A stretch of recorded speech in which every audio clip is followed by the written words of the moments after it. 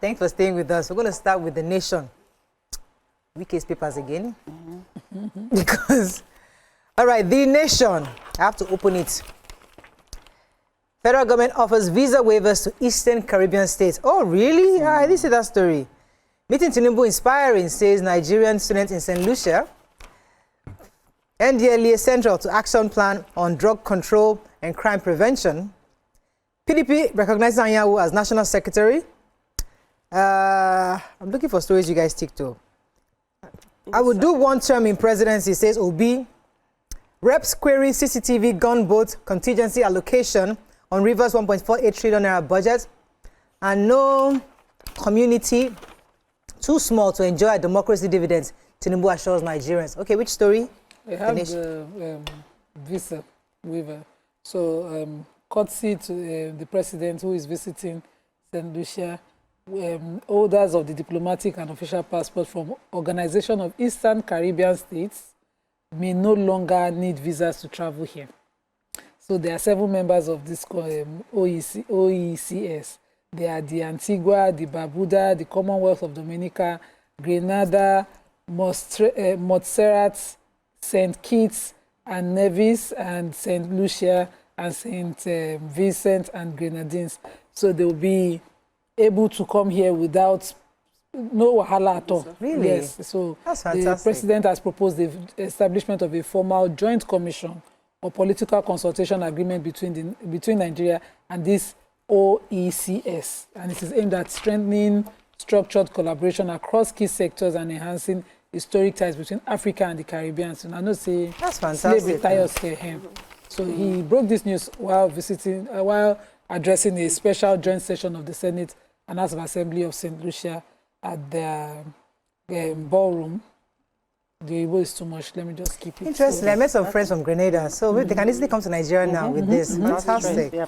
Okay, so the African Union Commission has said the formulation of a new action plan on drug control and crime prevention in Africa will not be complete without input from the National Drug Law Enforcement Agency, which is the NDLEA. The Commission said this is because of its central role in law enforcement on the continent. The AU Commission stated this yesterday during an assessment visit to the NDLEA national headquarters in Abuja yesterday.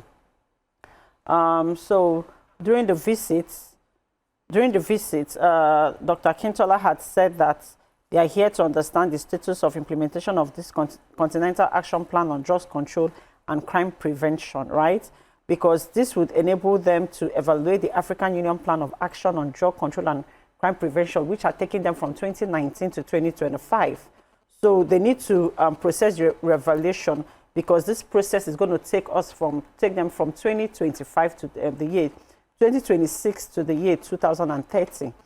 He said, so they are here to identify a few countries to understand how this action plan was implemented in the member states, and if there are gaps, and that the new and current emerging trends that they can include in the plan, so that they understand that they cannot do this job without involving the NDLEA, and that they believe that the formulation of the new action plan will not be finished and concluded except the NDLEA in Nigeria is part of it. So yeah, this is a great one. At least they recognize that NDLEA in Nigeria, they are working, and they actually work every day. We see them in the papers. Yes, we see the things that they are doing. So I'm happy that on the African continent that they have been recognized, that they are doing a great job, and that their input is actually necessary for the plans ahead. All right. So what I have here, over 70% of Nigerians uninsured, says NCRIB. And they still went on to say why insurance industry needs reforms by NICOM. Now, the Nigerian Council of Registered Insurance Brokers has said over 70% of Nigerians remain without any form of insurance cover. According to what they say, this is a development that showed that the country is low on insurance penetration.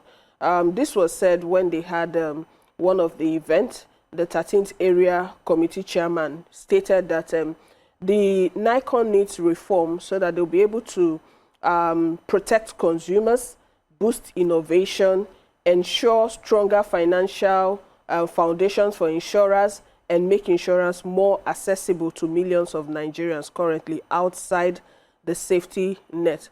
So all it says is, you know, sometimes when you're driving, you bash somebody's car. If you have insurance, it can fix the person's car even when you don't have the money at the moment. Sometimes people do life assurance. If you get into an accident or a family member, they die and maybe there's no money somewhere, they step in, those insurance companies. So not everyone, not most people know about this, the importance of insurance. So that's what they're saying. So former Anambra State Governor Peter Obi has expressed his willingness to just serve for one term. According to him, he, Atiku Abubakar, and Rotimi Amaechi are putting together a coalition to possibly wrest power from the APC.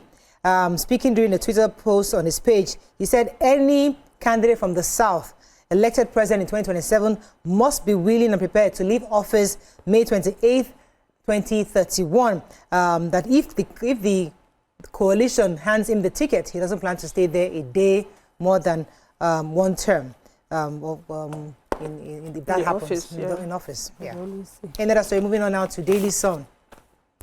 PDP sinks deeper, 5 governors set to defect.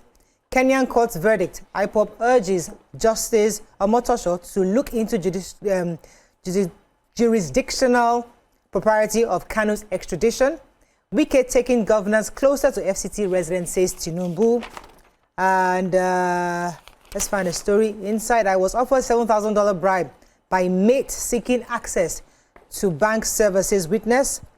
And yeah, that's all I have. Which story do we take? I have that story. Go on.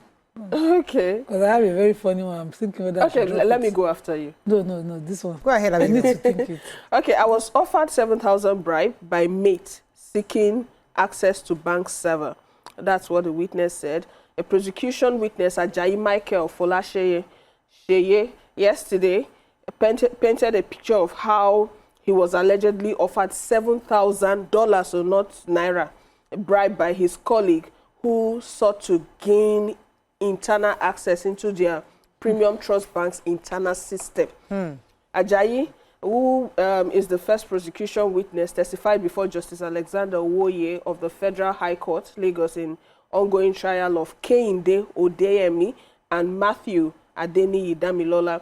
They are both employees of Premium Trust. According to the long and short is they told him, please give us the IP address of the internal system. The guy said, no, I can't give it to you. She now said, okay, I will give you $5,000. He said, no, I can't give it to you. So yeah, $7,000. He said, no, I won't give it to you. She now said, okay, if you're not giving me, do not say this to anyone else. I will resign.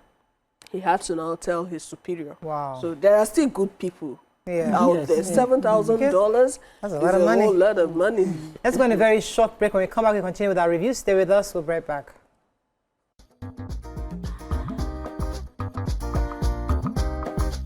Stay tuned. Your View will be right back.